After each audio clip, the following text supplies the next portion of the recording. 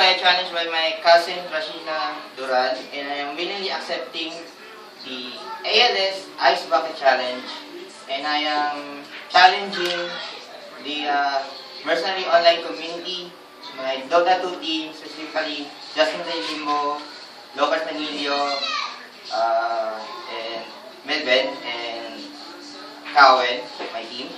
And I am also challenging my mercenary online team, which is Team and Backup, specifically James and JB Gonzalez, and Jeven, nakikita mo to.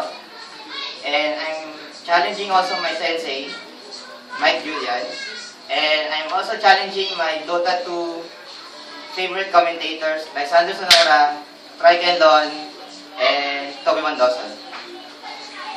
Kuya Lu, we love you. You can do it. This is for you. Woo!